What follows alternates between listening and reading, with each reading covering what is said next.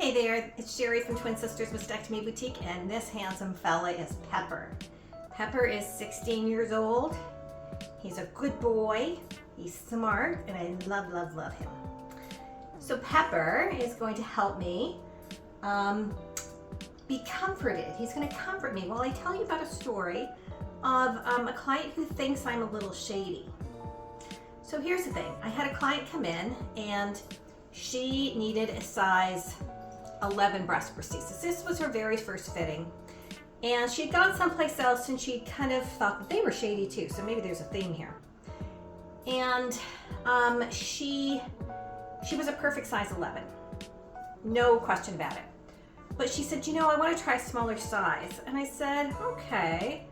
I said, we can try you in a smaller size. And it turns out I didn't have a size 10 in stock because it'd been a busy day, and apparently there was a big run on size 10s.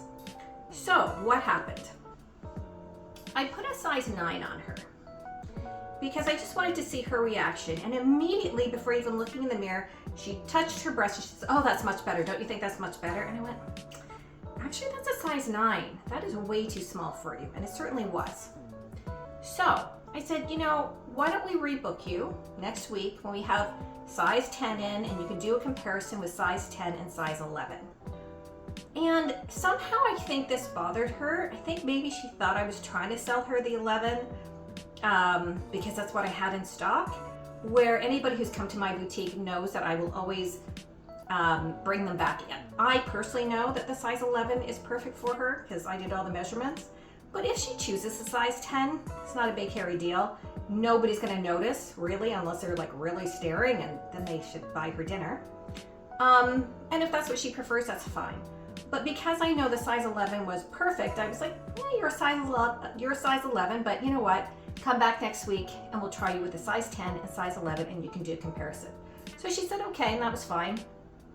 But I just kind of got a weird feeling at that point. And then she called me back a couple of days later and said, oh, I'm gonna reschedule my appointment. Something's come up. I'll call you back when I'm ready. And I instantly knew she wasn't coming back. And that's okay. I want her to go someplace where she feels comfortable. I do hope that they do a comparison with her, that they just don't put her in one size and say that's it, the size that she wants, because often people need to, do that whole t-shirt trick.